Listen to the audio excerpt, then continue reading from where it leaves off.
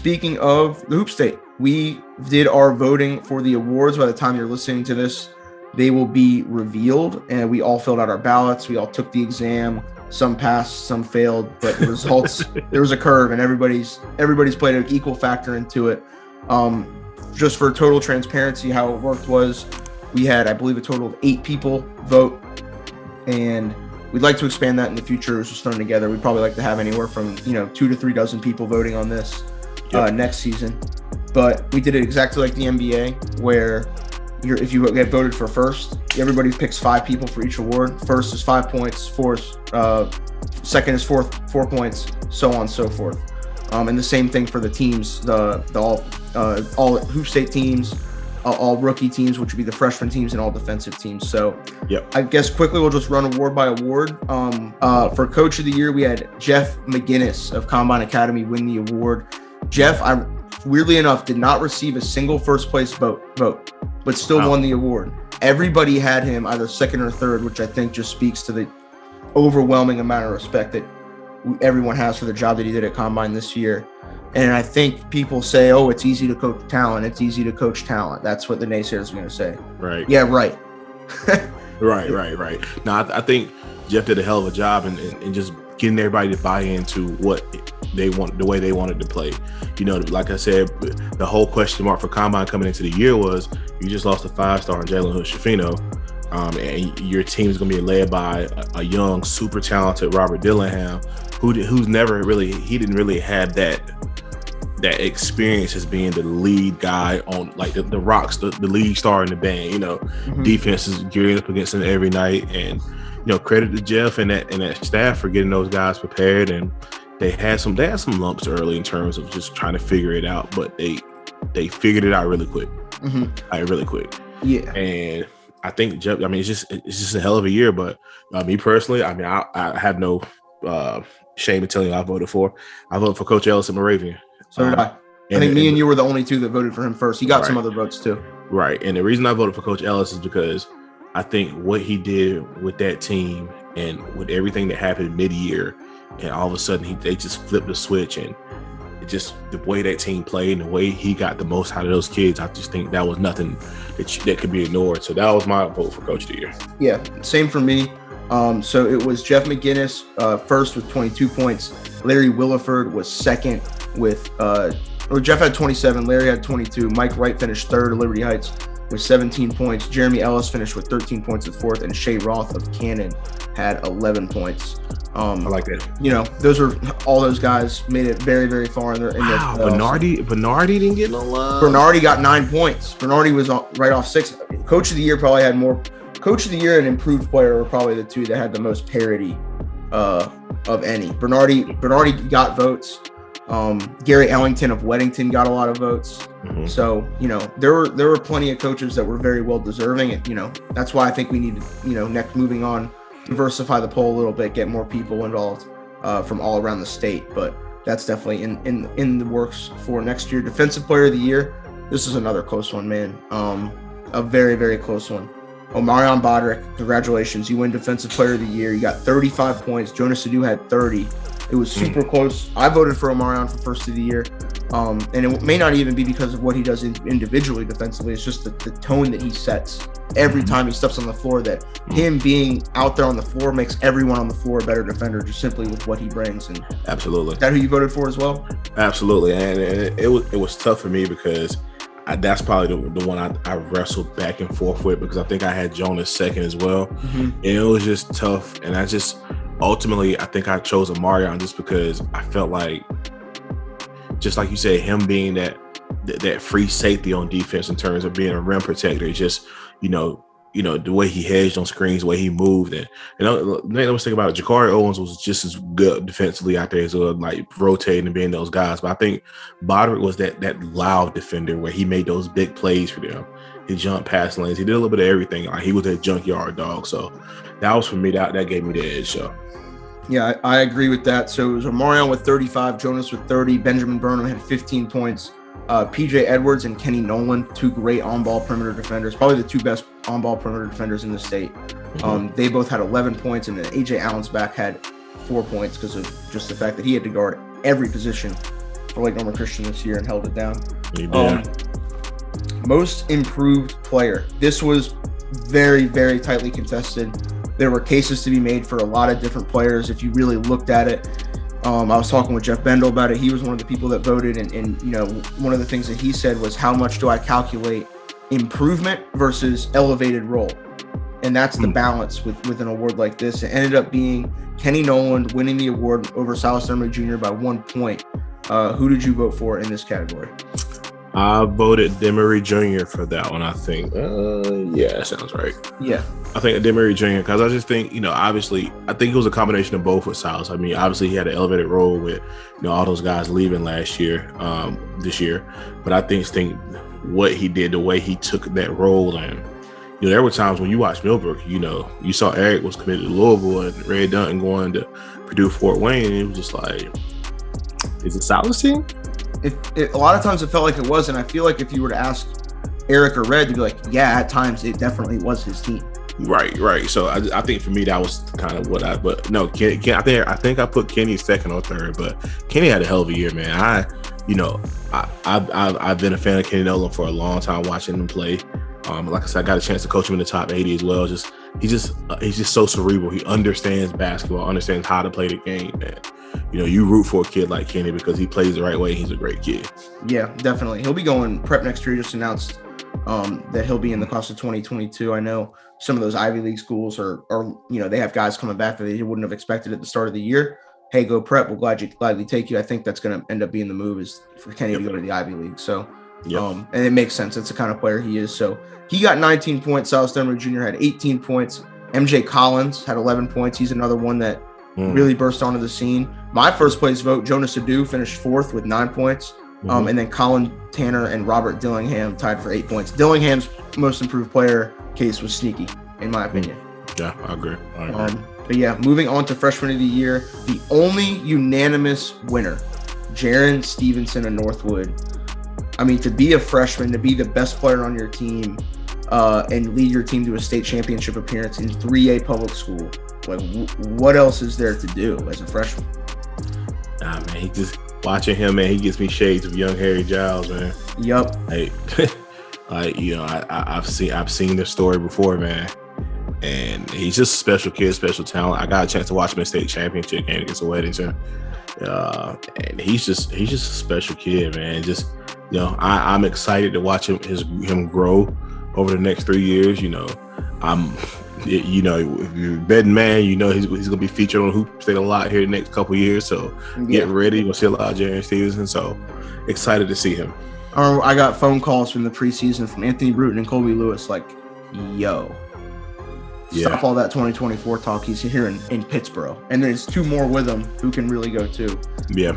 And Drake Powell and Fred Whitaker. So he got 40 points. Every single person that voted him first.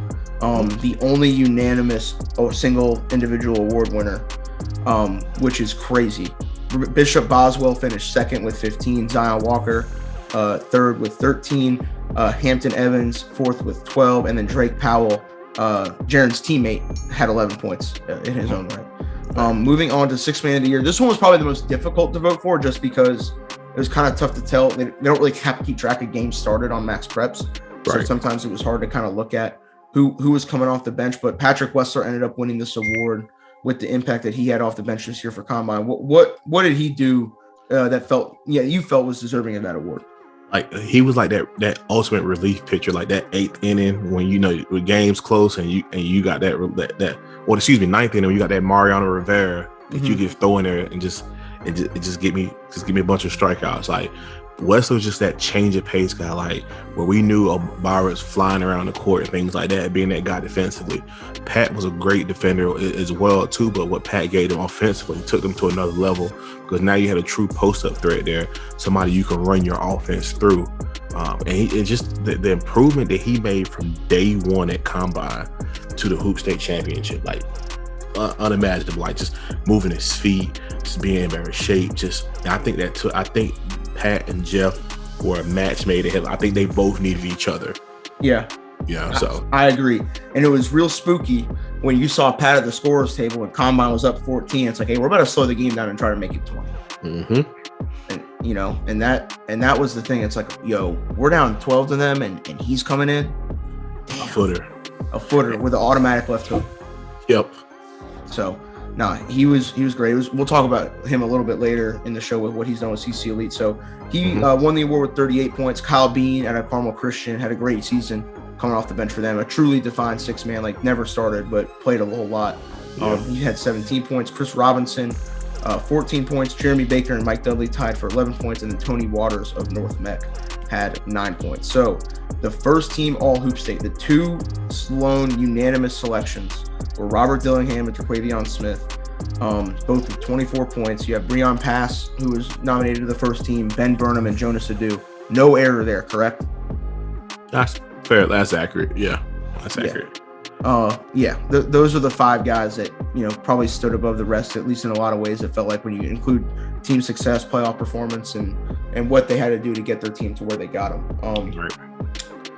Second team, Bobby Pettiford, LJ Thomas, Jarvis Moss, BJ Freeman, Eric Vanderheiden were the second team. So you think about, you know, Millbrook winning a state championship. Eric Vanderheiden had a big performance in the state championship game, fouled out in overtime. BJ Freeman, what he did for Moravian all year. Jarvis Moss just making shots. Back-to-back state champion. Facts. And carried his team to the second one along with DJ Nix. Yeah. LJ Thomas burst onto the scene in the Hoop State. If there was a newcomer award, it might have been him. Absolutely. I mean, he came in and proved to everyone. And we're going to see it a whole lot this summer on the network especially. But oh, yeah. Whew, he is on something. And then Bobby, man, like, you know, Bobby ended his career with a great season. Came up short in the playoffs against Farmville, but you know, everything that happened with him postseason, with him having a decommit from Louisville, now going to Kansas, he gets second team all Hoop State his senior year for a kid from 2A. You know, you got to think about it, man. It's crazy. Yeah. So congrats to them. And you know, if you made any of these teams or even got honorable mention, like there's a whole other list of kids that got honorable mention that we can't name in here. True. That you know, if you received votes for this, you did something special this year. Looking down at the third team, you had Jamari Thomas, DeMarco Dunn, Dontrez Styles, Elijah Gray, and Deontay Green on the third team. So, man, like just a ton of kids that can really, really play. And there were some ones that were close that couldn't quite get on that list. You look at, you know, some of the late Norman Christian guys that had some votes but didn't quite get on the list. Jaron Stevenson got votes. Aiden Holloway, Chris Ford, Daniel Sanford, Khalil Mading. Like, even just, what does it mean? What do you think it means for a kid just to even receive votes for something like that? I think it's a testament to the depth of the state in the Hoop State right now. You know, we're talking about some high level kids that didn't make the team, but it's just kind of like the NBA, honestly. Like when you have three teams, there are gonna be guys you're like, damn, like I can't believe he didn't make the All NBA team. And it's the same here. Like, you know, all 15 guys that made that team were more than deserving of making that team. But there's a case for another 15 to 20 guys that could have made it. Yep. You know, I think we're all in a general consensus that first five kind of separated themselves a little bit in terms of their performances this year and things they did, just putting a team on their back. But then, like you said, after that, it kind of gets kind of where, okay, well, you can say this or that. Like for me personally, I tell everybody, I mean, I voted like Silas Demery in my second team, just because what he did in the playoffs. Like I think that run he had in the playoffs, averaging close to 25 points a game, and obviously what he did in the state championship, things like that can't be ignored. I mean, you know, we talk about a kid like Mikey Williams. Yep. Mikey had a good year. Like I think the expectation for Mikey and reality are two different things. Yeah, and I also think not playing in the playoffs hurt him a little bit too. Yeah, I agree. I think when people watch the videos and stuff like that, it's kind of been like sensationalized to a point where people think, well, okay, he's going to North Carolina, he's doing this in California, he's going to get 40 a game in Carolina. Now, granted, Mikey could get 40, like we saw it, but I think that people just look at Mikey and, you know, I think that their assessment or their judgment, what they thought he should be, was a little too unrealistic. Like I think they were expecting him to come be the second coming, honestly. Like Jesus Shuttlesworth. Yeah, and he's a sophomore. Honorable mention. Who said honorable mention as a sophomore? That list of kids up there is almost all. I think the only non-junior or senior on the list is Robert Dillingham. Yeah. Everyone else is a junior or senior, and it's almost all seniors. So yeah, You know, like it's to get honorable mention as a freshman or sophomore, like Jaron Stevenson getting votes. And then you think about a kid like Kenny Nolan, who won most improved, got defensive player of the year votes, but still didn't make any of the first 3 teams. Like that, right. Like it's tough. It's tough to crack one of those teams, man. Like absolutely. But yeah, looking down to the defensive team, the only unanimous selection for who everyone voted in first team was Bodrick. You had PJ Edwards, Kenny Nolan, Breon Pass, Omarion Bodrick, Jonas Adu as first team. They all, I mean, again, like Kenny and PJ, good luck scoring. Yeah. Good luck scoring on that. And then you move down to the second team. You have Jamari Thomas, Silas Demery Jr., Chris Ford, Ben Burnham, and AJ Allensbach. And there were guys like Ja'Cory Owens, William Gray, Omarion Johnson, Elijah Jameson, Leonte Moy, Josh Bullock, AJ Smith that all got votes, but couldn't quite crack those 2 teams. Yeah, so. Yeah. I think those are two pretty good teams. Yeah, absolutely. And then moving down to the all freshman teams, this is another tough one. But the 2 all freshman teams, Jaron Stevenson he was unanimous again. Drake Powell was also on that team. Jasheem Felton, Bishop Boswell, and Zion Walker all made the freshman first team. And then on the second team, it was Hampton Evans, Kobe George, Jordan Vick, Paul McNeil, and Rakeese Passmore, the kid out of the western part of the state that got that Wichita State offer, who had a big year. So yeah, you think about the 24 class, the freshmen coming in, there were a lot of guys that were really good that didn't get on the team, got honorable mention. You look at kids like Mario Hansen, Zion Collins, Dylan DeLuca, Isaiah Sutherland, Lewis Walker. What does it say about the future of the state when you see those young guys on that list like that? Yo, I watched Jordan Vick live in effect last weekend. Oh my God. He got second team in this. He's probably gonna end up being top 5 in the class. I think the mid-season transfer probably hurt his votes from that department. Mm-hmm. Still very deserving, and the kids on the first team are great too. But for sure. Special kid, man. Oh my God, man. I already been playing with 2 teams, playing 2 age groups all summer too. He's been playing up. So shout out to Team Trez, man. Coming in first for player of the year, it felt like the obvious pick. It wasn't the obvious pick from a points perspective. He only beat out second place by 2 points, but it was Terquavion Smith winning player of the year. He has to sweep the player of the years in North Carolina this year, and he got ours. So yeah, no, absolutely. I think just the year that he had and to cap it off with his the third state. Is that 3 in a row? That's 3-peat, right? 3 in a row state championships. Scored over 2,000 points in high school. Just electric, man. Just every way, any way you put it. Like Baby T just put on a show this year, and I think he's more than deserving of any and every award. I think he's won Max Prep so far. He's won ours. Mm-hmm. Gatorade coming next. Gatorade's coming next, right? Has to be. I mean, he's on another level. He had 35 points. Robert Dillingham had 33 points. Benjamin Burnham had 19 points. Breon Pass had 17 points. And Jonas Adu had 10 points, rounding out the top 5. The last thing we should talk about is The Last Dance. Right. Rosters have been announced with it coming up this week. What are you so excited about just to see like all these guys have an opportunity to bring it out one last time? I think it's just a perfect coronation for those guys, man. Just to show them that we love and appreciate them, and everything that they gave us. Like, so I just think they just need one more platform to send off. The send off, yeah. Normally, that the Josh Level Classic is something that's typically that you would see that, but they're not having that again this year. So, I think it was an opportunity for us to step up and kind of, just show our gratitude and appreciation. And I mean, I'm excited, man. Unfortunately, it sucks that Jonas can't play.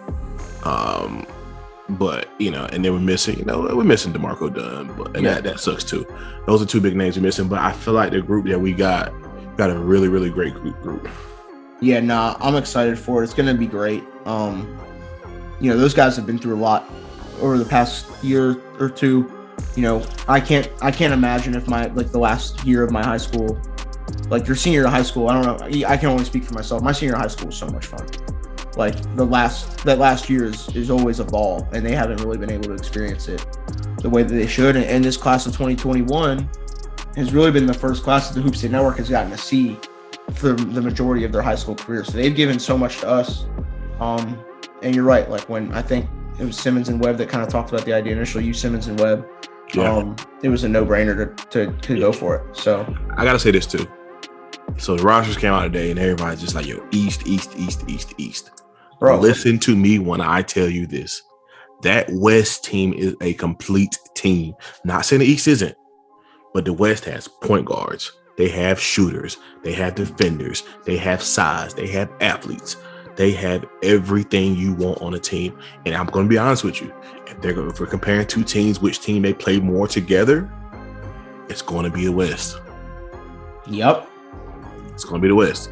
Mm-hmm. And you have kids on that team who don't give a shit about you or your name. And the two that I'm looking at, the three are Freeman, Burnham, Thomas, and Pat. Those are the four that I'm like, they're ready to go.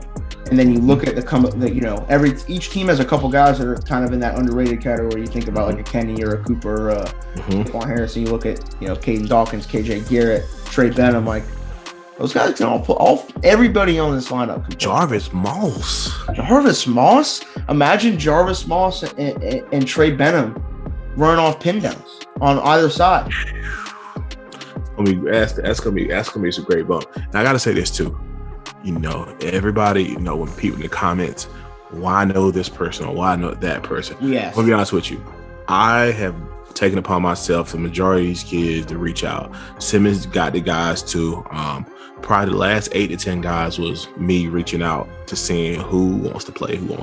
So if there's a ball on that list that's not up there, I guarantee you they're not on the list because they declined or they didn't reply. So I can't be mad. If there's a name that you could think of in that top 25, 30 guys in the state, they were asked to play. And also, don't tag your second cousin that averaged 6 points a game in some random school that thinks that they should be. Facts, let's keep it a minute, bro. But also, too, we're having the unsigned senior game. Me and you, we'll actually talk. Probably not tonight. We'll do it tomorrow. I'm tired. We'll talk and figure out, get these guys. I'm starting to kind of hit some of them. But the unsigned senior game will be Friday. We're going to do it on Friday night. Can be a good group of guys. Just got to start reaching out to everybody, confirm that they can play. It shouldn't be too hard for them. I feel like that's a game that kids will want to play, and even if some can't, there's plenty. There's a lot of really good unsigned seniors in the state right now. The list of kids, man, that I've kind of compiled a little bit, and you've seen it as well too. That's gonna be a really, really good game. It's gonna be competitive. 100%, and one that coaches should definitely tune into, because I feel like that game in particular is going to be like, we're playing for a scholarship right here. So it's gonna be some free bump on YouTube. So you're welcome. Absolutely, you're welcome. So, coaches, just go to, if anyone wants to watch that, be sure to head over and subscribe to the YouTube channel. We're inching close towards 18,000 subscribers. We want to get to 20K by the end of the summer. All right, so The Last Dance, can't wait for it. It's going to be a ton of fun. That's basically it. I can't really think of anything else to talk about. You have anything? Nah, that's it, man. I'm just, making sure that he gets there. He's one we want there. And we need that. I'm sure he wants to be there too. Yeah. We're gonna make sure that he gets there. So this will get taken care of. Yeah, absolutely. All right. Well, for everybody listening, thank you so much. Be sure to subscribe on Apple or Spotify, wherever you get your podcasts. Subscribe to the YouTube channel and head over to hoopstatestore.com to stay ready. We'll be back in Rock Hill to stream some games, including the Last Dance game and the Unsigned Senior game this coming weekend, the 9th through the 11th. There will be a ton of good AAU stuff. I know Team Loaded NC, Team Loaded Virginia, Team United, CC Elite. I think Coach Ellis is bringing his team, Team Charlotte. It's going to be fun. So be sure to stay tuned with us. For Rob Bridgers, this is Miles Mastrocola. We will see y'all very soon.